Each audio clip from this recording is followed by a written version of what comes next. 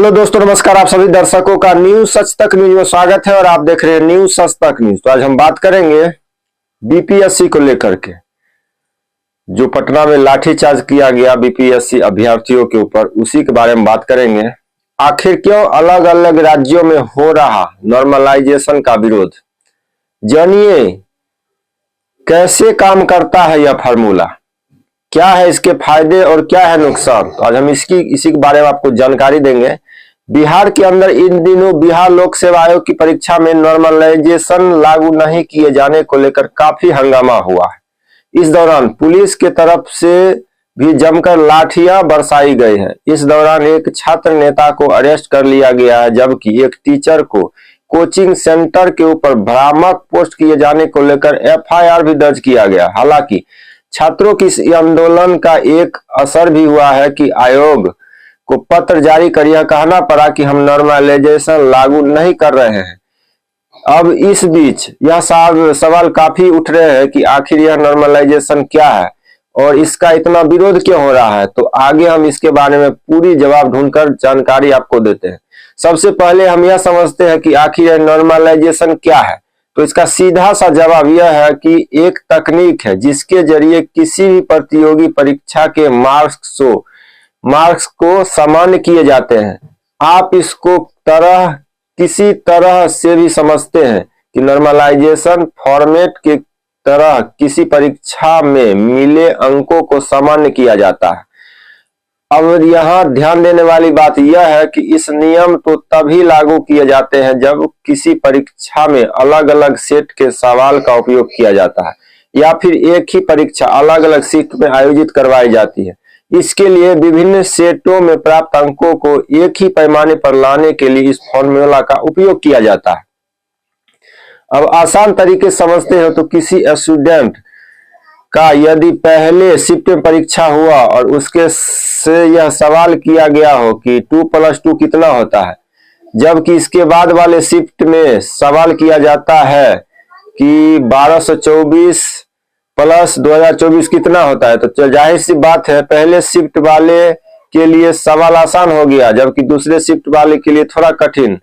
तो इस दौरान इस फार्मूले का उपयोग कर यह देखा जाएगा कि पहले शिफ्ट में कितने लोगों ने इसका जवाब दिया और दूसरे शिफ्ट के सवाल का जवाब कितना दिया गया और कितने लोगों का जवाब सही है। तो उसी हिसाब से इस मार्क्स पर तैयार किया जाता है। लेकिन ध्यान रहे कि इस तकनीक का उपयोग अमूमन तभी किया जाता है जब परीक्षा एक से अधिक शिफ्ट में हो और सवाल अलग अलग हो। ऐसे में विरोध कर रहे छात्रों का कहना था कि जब परीक्षा एक ही शिफ्ट में ली जाएगी तभी इस परीक्षा में नॉर्मलाइजेशन लागू नहीं होना चाहिए। इसके अलावा उनका कहना था कि परीक्षा में गणित अंग्रेजी के सवाल का उपयोग नहीं होता है, इसमें उसका उपयोग नहीं किया जा सकता है। वहीं वैसे फार्मूला यह भी है कि अगर किसी परीक्षा में कैंडिडेट की संख्या ज्यादा हो तो अलग अलग दिन या अलग अलग पालियों में परीक्षा आयोजित करने का निर्णय लिया जाता है ताकि रिजल्ट समान और निष्पक्ष हो। जब किसी पाली में अभ्यर्थियों में कम अंक प्राप्त किए या उन्होंने कम सवालों के जवाब दिए तो उस पाली के प्रश्न पत्र को कठिन माना जाएगा। इसके विपरीत अगर दूसरी पाली में अभ्यर्थियों ने अधिक अंक प्राप्त किए और ज्यादा सवालों के जवाब दिए तो उस पाली के प्रश्न पत्र को आसान माना जाएगा। इसके तहत आसान पाली में अच्छे अंक प्राप्त करने वाले अभ्यर्थियों के परिणाम को लेकर कुछ समायोजन किया जाता है ताकि कठिन पाली में कम अंक प्राप्त करने वाले अभ्यर्थियों के परिणाम भी समान स्तर पर आ सके। वही इसके बाद सवाल यह है कि नॉर्मलाइजेशन व्यवस्था का विरोध क्यों होता है। तो ऐसा माना जाता है कि कई दफे आयोग की परीक्षाओं में कई बार सवाल ही गलत पूछ लिए जाते हैं।